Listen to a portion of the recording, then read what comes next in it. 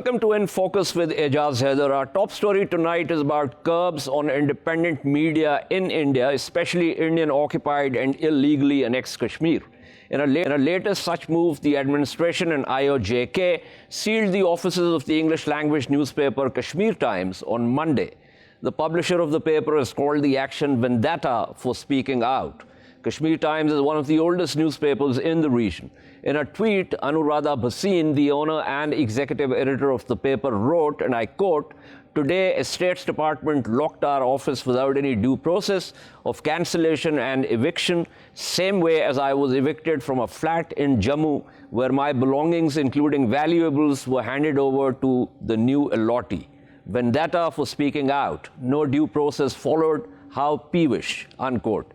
Media watchdog, the Committee to Protect Journalists, also condemned the move, and their statement read, "We condemn the ongoing targeting and harassment of Anuradha Bhasin and Kashmir Times. Authorities must stop trying to silence independent and critical voices and should respect press freedom," unquote. On 15th October, Kashmir News Service, a local news agency, was also told to vacate their offices in Srinagar by the authorities. Last month, Amnesty International announced it was halting its operations in India. Amnesty said its bank accounts had been frozen and it had been forced to lay off staff in the country and suspend all its campaign and research work. Rajat Khosla, Amnesty's Senior Director of Research, Advocacy and Policy, told the BBC, and I quote from his statement, "We're facing a rather unprecedented situation in India. Amnesty International India has been facing an onslaught of attacks, bullying and harassment by the government in a very systematic manner." To discuss the situation further, we are joined by Omar, Head of South Asia, Amnesty International.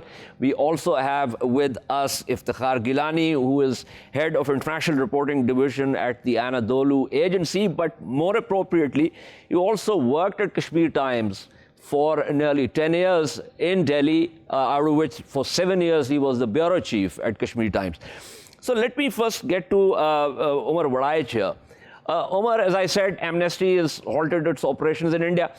There is a general sense that the space for dissent in India is fast shrinking. Now, I make this point because India used to sort of contrast itself from Pakistan and say, well, you know, we are a democracy and we have a lot of space for dissent, but it seems that that space is shrinking.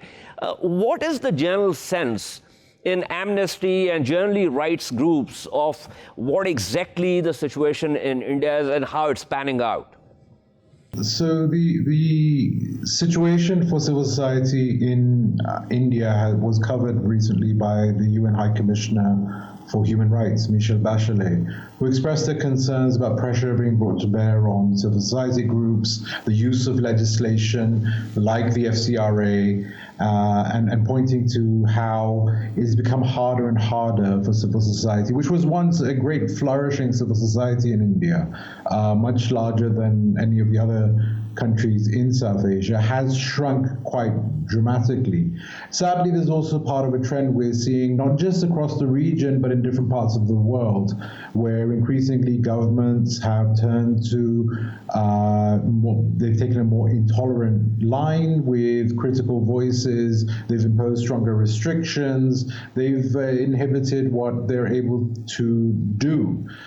This is obviously a big source of concern because, as mentioned, the shrinking civic space will affect many civil society groups in India, people who've been working on all sorts of, from the right to food, to Dalit rights, to civil and political rights, to climate change, and so on. It's a very, very worrying situation and it appears to be intensifying.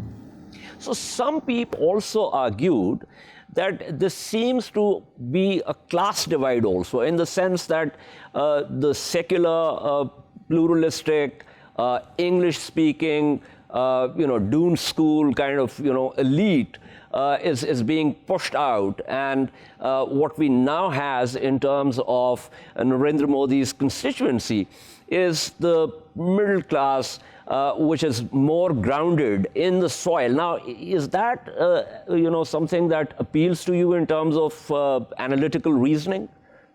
Well, that's certainly the rhetoric that's sometimes used by the BJP, but it's targeting much more than that. So many of the civil society groups aren't run by elitists or people of, or Anglophone types sitting in luncheons in Delhi. They're actually civil society activists working in remote parts of the country who are being affected by this. And similarly in other countries as well. We see restrictions right across, in whether it's in Sri Lanka, in Bangladesh. In Bangladesh, for example, what you have is what is meant to be a left of center government that is meant to be secular. And yet we see repression there as well. Right. Now, one of the things that we have seen in addition to what's happening here in India is that the checks and balance, the institutional checks and balances, for instance, the Indian Supreme Court at one time used to pride itself on its activism. And people thought that, here is an institution, the higher judiciary, the apex court, which is going to redress, any excesses by the executive. But whether it's in terms of the Delhi riots, whether it's about the Babri mosque demolition case, whether it's the Kashmir issue, the illegal annexation, we've seen that the Indian Supreme Court hasn't really covered itself in glory. Well, I mean, at Amnesty, we don't take a position on Supreme Courts in different countries. We would respect the independence of the judiciary, but we would like to see the Supreme Courts in different countries uphold the international obligations that different countries have through voluntary signed and legally binding treaties that they have, such as the International Covenant on Civil and Political Rights, the International Covenant on Economic, Social, and Cultural Rights. And what we are seeing, unfortunately, is many Supreme Courts around the world, in India certainly, but also elsewhere, taking a position away from those commitments when they're meant to be the guarantors of a state's obligations, so that they're a check on what governments do. So if governments do betray their own obligations, there's someone to remind them that these legal obligations are there and they must be adhered to. Right. One final question, Omar. Before you came over to Amnesty and now you're heading the South Asia desk, you've had a long and I would say illustrious career as an investigative correspondent. You've reported from various parts of the world.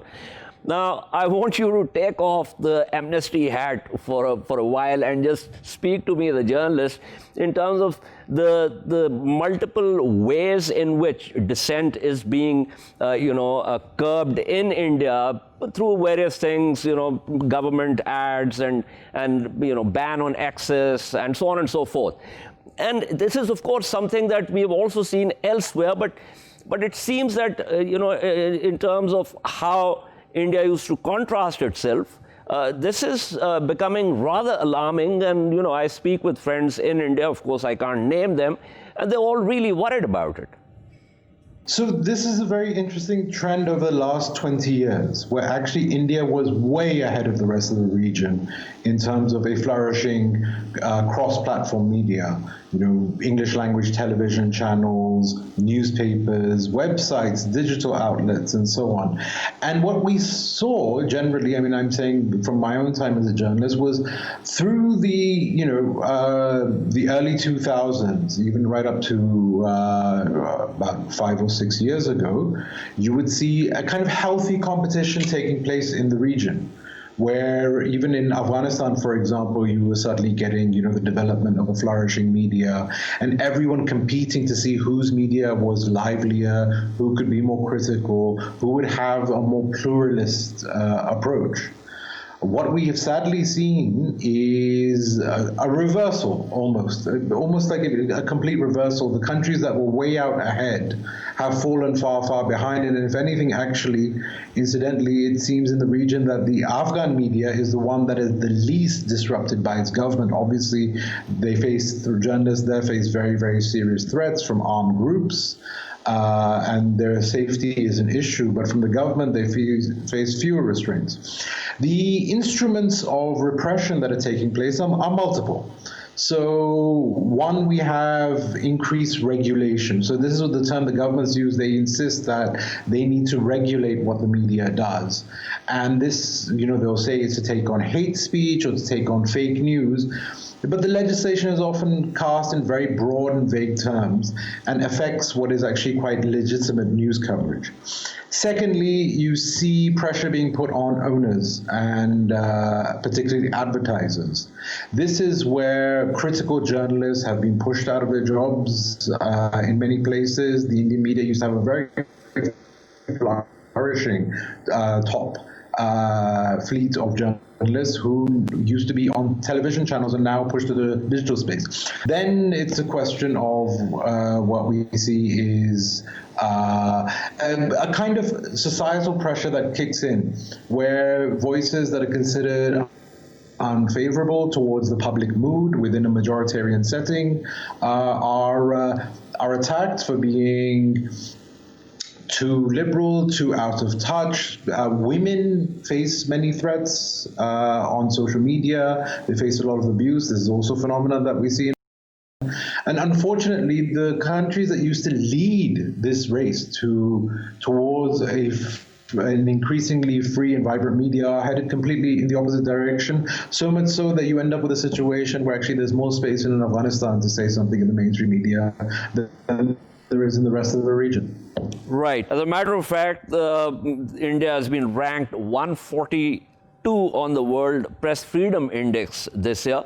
And this has primarily been over the communications blackout in the part of, the occupied and now illegally annexed Kashmir. That was Omar Waraich speaking with us. Thank you so much for your insights. Let me go to Iftikhar Gilani. Mr. Gilani, as I said, you've also worked at Kashmir Times. As I said in my opening, it's also one of the oldest newspapers in the region. Anuradha Bhasin, again, in my opening, I mentioned how she was hounded out of Jammu, and now they have taken this administrative action against Kashmir Times in Srinagar. What are the reports now? Is there a possibility of its getting restored, or are we looking at a closure of the paper itself? See, Ejaz, this I was just counting before going to this program. Since last year, in August 5, 18 journalists in Kashmir, they were either arrested or being called for questioning because of their news reports. So this is the situation. But if I take by the Kashmir Times, I remember that this newspaper, because of its independent and very courageous coverage, has suffered for almost decades. This is now the ultimate what has happened in the Kashmir. I remember that in the middle of the 90s, because till 2000 this was the only English newspaper of the Jammu and Kashmir, and it had a very credible newspaper and had the newspaper which had all the structures. It was post 2000 that other English newspapers started coming up in Srinagar. For my generation or the generation ahead of me, this was the kind of the media outlet available for us in English, and which had a proper structures also, and used to actually believe in the investigative reporting. Had a very good team of reporters also in Srinagar, Zafar Miraj and most of other people who had worked there, Ehsan Fazli. I remember in the 90s, the militant organization was banning this publication in Srinagar, and then these collaborators, Ikhwan, they actually issuing death threats to its journalists, and even one of the journalists, who was actually almost, it was because of the reasons. You have to explain the Ikhwans, because most viewers would not know that these were the people supported by the Indian intelligence agencies. Exactly. Earlier also, a militant organization issued threats to this newspaper had actually banned its publication in Srinagar. It was very great difficulty that its publication and its circulation was restored. But I was always I started then working, was very dismayed that never ever journalist organization either in India they ever offered not even a slip service to what was happening to this newspaper. In 1996, when the National Conference government under Omar Farooq Abdullah, when it came to the power in Kashmir after the elections, they just stopped the advertisements to this newspaper, and it continued till 2002. And 2002, that it squeezed its resources. The newspaper could not even invest in these innovations. What exactly every media want is necessary for every media, and it had to give up to its competitors. In 2008, Amarnath agitation. Just I'm telling you, this newspaper, the Ejaz Haider was earlier the late editor of this newspaper and the founder. He was the person who actually was very active, trying to actually bring this Jammu and Kashmir Valley together, and actually was actually my man behind that agreement which came of that Amarnath agitation agreement, that when the agitation was finished. But this the central government in that year stopped this central government advertisements to this newspaper, which continues till date. In 2010, it was when this Kashmir was on the streets. There was actually the Home Minister on that time. Even the public sector organizations, even the private sector organizations, were given a warning that not to give any advertisement to this newspaper. I recall, Ejaz, my meeting with the then Indian Home Minister under the Congress government, P. Chidambaram. I had gone with when I asked him that what exactly the Kashmir Times is publishing, which other newspapers are not publishing. Because of you are actually squeezing the resources of these newspapers. You have actually stopped the advertisements of the government advertisements, and now you are actually asking the public sector and other private sector organizations also not to give any advertisements to this newspaper. He was very dismissive, and he said that I know that other newspapers also publish the same things, but the Kashmir Times is believed. People believe in the Kashmir Times, so we're not. I agree. It was it was always considered a very credible newspaper. In fact, remind me, I think it was in your Srinagar offices where I wrote, and I also penned an op-ed for Kashmir Times when I was there in October 2004. Is my memory correct? Yes, exactly. I was actually about to remind you about your visit to the Kashmir Times office. And when you visited that that press colony where you visited, almost all that row of the press colony, they are the government the flats, or they are the government buildings, and they are actually the other newspapers which are running from the Kashmir, they operate from those offices. But only the Kashmir Times was singled out. Kashmir Times and in 2010, the situation came to such a knot now, that Kashmir Times had to sell its press in Kashmir, in Srinagar. In Srinagar, they had to sell that press. That kind of a situation had been created with this. It is a typical example. There seems to be a pattern here. Let me also pull in, because we've been joined by Gowhar Gilani, who's an author and journalist in occupied and illegally annexed Kashmir, joins us from Srinagar. I mentioned Anuradha Bhasin's statement in my opening, but there's also a statement by the editor-in-chief of KNS that I mentioned, Muhammad Aslam, who said, I received a call from Jammu and Kashmir's State Department that we should vacate the office within an hour. He also said that no reason or eviction notice was served, but we were verbally told, and the officer said that they had orders from the higher authorities. Gowhar Gilani, it seems, as I was telling Iftikhar, that there seems to be a pattern. And it's now a very simple thing. There is absolutely zero space for any kind of dissent, because they can just come and close you down. Mr. Ejaz, thank you for having me in your show. And I think there's no better person than Mr. Iftikhar Gilani, who has closely worked with the Kashmir Times for over a decade. And he has been Kashmir Times' Delhi bureau chief, and he knows the very inner details of how Kashmir Times has been dealt with. But in the latest case, I also have the privilege of working closely with Anuradha Bhasin, and she has been one of the very rational and also, logical voices from the Jammu region. So this attack is not only an attack on media freedom and free speech, but also a message has to be telegraphed to any voice in Jammu that dares to ask questions. For the current dispensation, they do not want anyone with a voice, with a rational voice, with a voice that actually, aims to unite Jammu and Kashmir. The voice that actually wants to have a rational debate, the voice that believes in the idea of dialogue and reconciliation. So this is either you have to toe the government's line, you have to be a stenographer, you have to be the mouthpiece of the government, as other newspapers have been forced to do.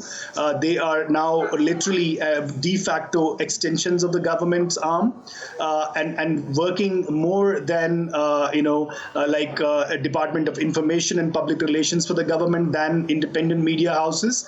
So what happened was, like last year, many journalists, including Nazir Masoodi of NDTV, first they received verbal, orders from the Estates Department that they must vacate their quarters that were allotted to them by the Estates Department. So similar thing happened to Mr. Ejaz Hussain of the AP, Associated Press, and other journalists who were critical, whose reportage was critical of the government following the clampdown of August 5. So at the time also, now we know that Jammu quarters of Anuradha Bhasin, they were evicted from there, and one National Conference's leader, they came with police and other people who forcibly evicted the staff members of Anuradha Bhasin and Kashmir Times, and then this office in Srinagar was also sealed.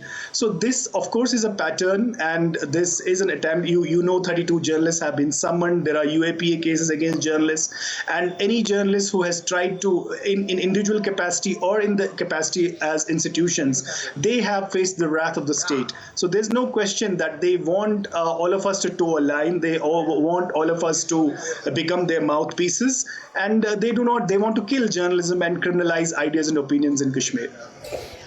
In fact, Mr. Omar Abdullah also tweeted saying that now we know how and why most of the publications have become the mouthpiece for this government. But Iftikhar Gilani, this is obviously a very dire situation. There is the power of the state. Journalists are being threatened, they are being evicted, they're losing their jobs. Some of them have been called in, others have been imprisoned. So how far and how long do you think there's likely to be some kind of pushback by the journalists? I also believe, and I really want your comment on this, because when you were imprisoned in Tihar jail, there was a pushback from the mainstream Indian journalist community. This time, we are not really seeing that. So there seems to have been a change on that score also. Exactly. This situation, that's why I was actually telling you that what has happened to the Kashmir Times, or what happened, it's not something new what is happening, but only new thing is that there is missing checks and balances. In my case, when I was arrested at that time, it was not only these journalists, they came out, but it was only within the political establishment also they had to, they also had a pushback within the political establishment as well, that there were some, so there were some, those checks and balances are now missing. That's exactly that is exactly the situation. But if you had an earlier speaker, your panelist, you had asked him a question about this middle class, about the Modi's middle class, that phenomenon. I don't think that is as much correct, because in 1992, when the Babri Masjid was demolished, the Civil Service Academy in Mussoorie, there were celebrations in the Civil Service Academy in the Mussoorie, one of the elite institutions. So, but only thing is that within till some years ago in India, yes, there were checks and balances. There were some institutions where you could think of the falling back to them. They were actually the protecting. But now those institutions are nowhere. They have been all co-opted. Right.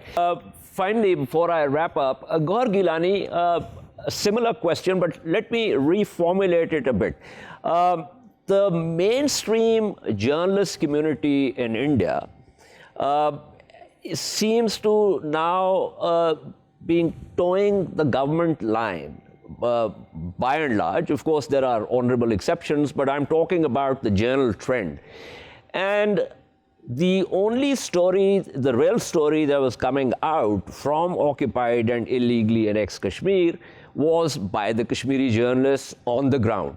It seems to me that now the government has decided that these voices must be suppressed so that no story comes out of occupied and illegally annexed Kashmir. I mean, absolutely. Nobody could have, said it better than you did. I just want to say, when you quoted Omar Abdullah or Mehbooba Mufti's record as chief minister has not been very great in terms of granting media freedom. In fact, during the PDP-led BJP government, one newspaper, the Srinagar-based English daily Kashmir Reader, was banned, and other, publication of other newspapers was stopped by a verbal order from a minister, Mr. Naeem Akhtar, who was a very senior minister in the cabinet and government spokesperson also. Similarly, during Omar Abdullah's government, which Iftikhar also alluded to, that what happened in the aftermath of 2008 Amarnath land draw agitation, and also in 2010 when summer agitation happened in Kashmir. So advertisements were stopped then also. But coming to your question about the largest solidarity in the mainstream Indian media, I think barring the Wire, the Quint, and Caravan, and other one or two portals here or there, like Article 14, there is absolute there's a partnership in crime. Many television news channels are like RSS shakhas. They act as RSS shakhas, and they act as government's mouthpieces, and they are partners in crime. But so far, and there is one good news also, like in Kashmir, what the journalist community did, that many journalists formed a coalition, and in solidarity they offered to work for free and volunteer their working hours to keep the Kashmir Times as an media institution going. And they said that they are ready to do subbing, they are ready to do editing, they are ready to contribute writing stories for Kashmir Times without any money. So that pouring in of solidarity from the Kashmir Valley also goes on to tell you that despite these curbs and pressures, which are of course unprecedented, but their journalists are not ready to. There are some journalists. There are some people left with conscience who want to do independent journalism and are ready to, walk the talk, and are not ready to succumb to the pressures that are there. Absolutely. It's amazing. The spirit of the Kashmiris cannot be defeated, and that's one of the examples of that. Thank you so much, Gowhar Gilani. Thank you so much, Iftikhar Gilani, for speaking with us. We shall take a short break and return to discuss the Pakistan visit of Afghan politician and former warlord Gulbuddin Hekmatyar. Stay with us.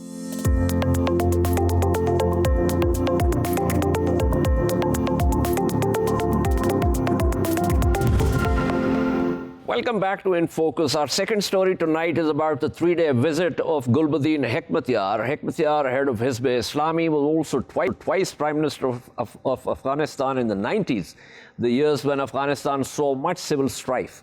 Hekmatyar met with the President, the Prime Minister, and the Foreign Minister, among other dignitaries.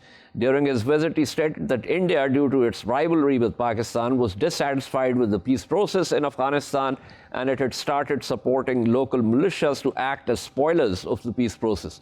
Hekmatyar's visit comes a few weeks after Chairman of Afghanistan's High Council for National Reconciliation, Dr. Abdullah visited Pakistan. Also on Monday, the United Nations Secretary General Special Representative for Afghanistan, Deborah Lyons, called on Foreign Minister Qureshi. During the meeting, Qureshi appreciated the role of the UN assistance mission in Afghanistan in supporting Afghanistan's socio-economic development. To discuss this further, we are joined by Ambassador Aziz Khan, who served as Pakistan's ambassador to Afghanistan during the heady days of late 90s, and Ambassador Asif Durrani, who served as Pakistan's ambassador to Iran. Let me begin with Ambassador Khan here. Ambassador Khan, what do you think of Hekmatyar's statements? Also, give us a sense of how important a political player Hekmatyar really is in Afghanistan today.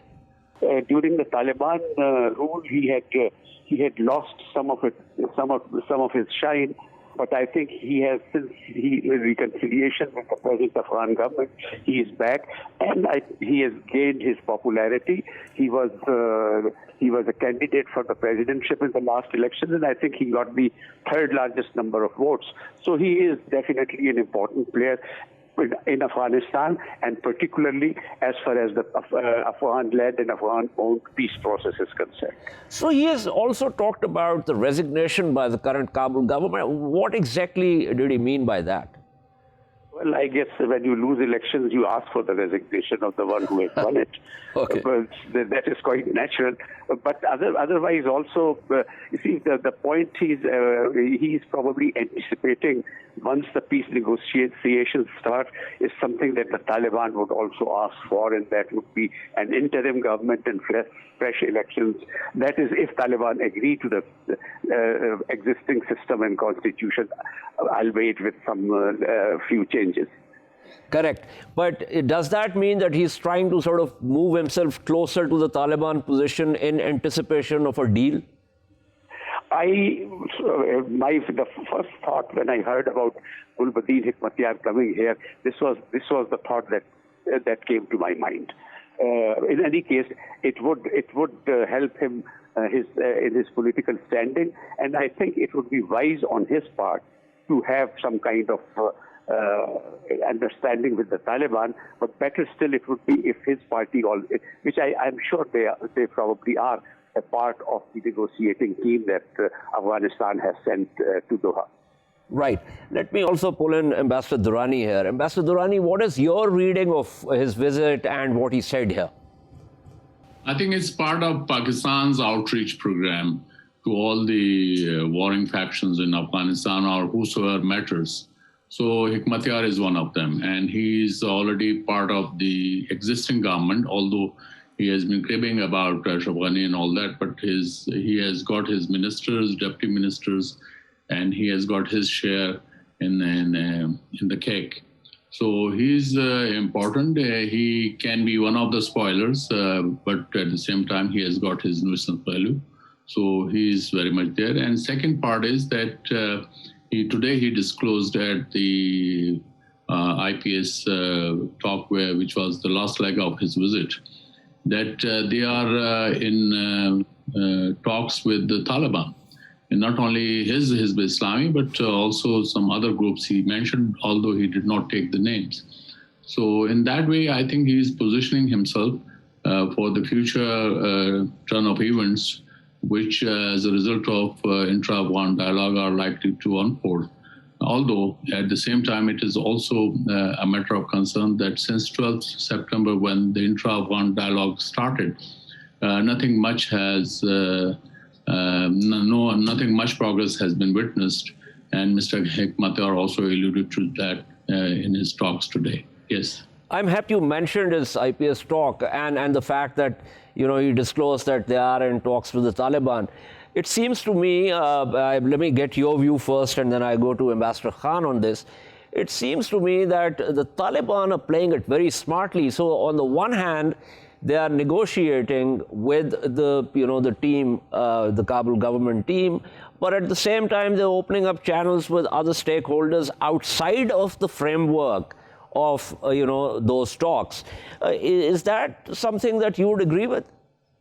I think now it is an established fact that Taliban are a major party in this whole equation. That is why Americans entered into dialogue with the Taliban at the cost of Ashraf Ghani government, and I think he was also annoyed on that. That's why the question of prisoner swap dragged on for almost 7 months after the agreement was signed.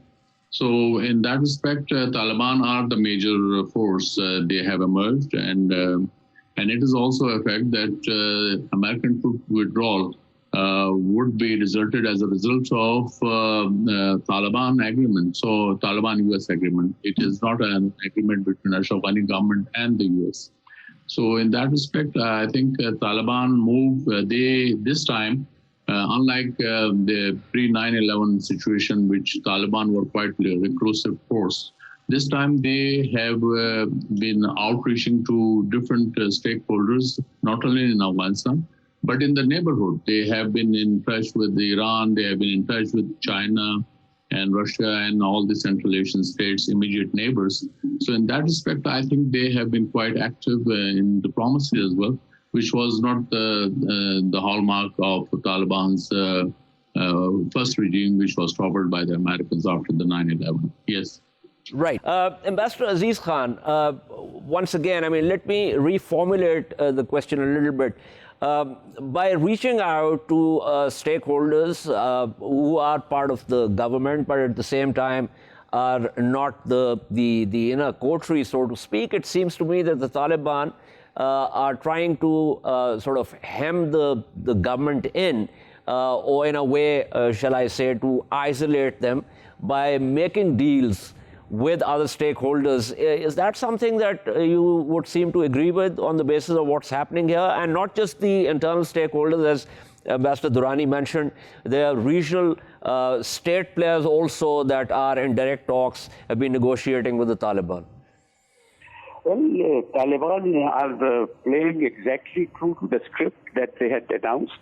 They had said that they are not going to negotiate with the Afghan government, and hence a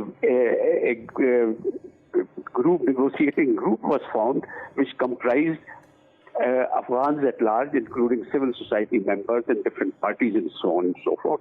So in any case, their contention has been that they will not negotiate with the Afghan government headed by Ashraf Ghani, but with the Afghan people, or a different group.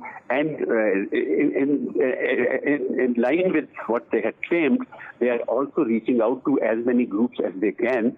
And this is I mean, Taliban are much smarter than what people imagine them to be. I mean, they were very good as far as the fighting was concerned in the mid-90s, and their winning strategy was that divided they will fall. The Northern Alliance was divided, and that is why they quietly kept eliminating one party after the other and kept capturing territory. And they controlled almost 80% of Afghanistan before their fall. And now also, diplomatically also, instead of negotiating with a monolithic team from Afghanistan, they are trying to negotiate with different parties differently, which would give them a stronger position than if they were to negotiate with a group which represented all parties of Afghanistan. So I think they are acting very smartly, and at the same time they are also continuing with their military pressure.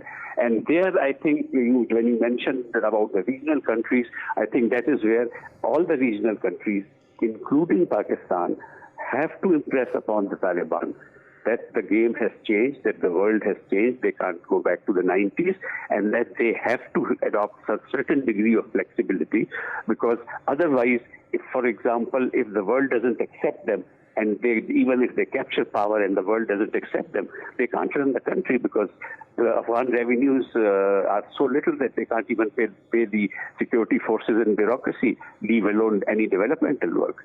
So they have to be mindful of what the sentiment in the world at large is for their own benefit, and hence they should accommodate other parties.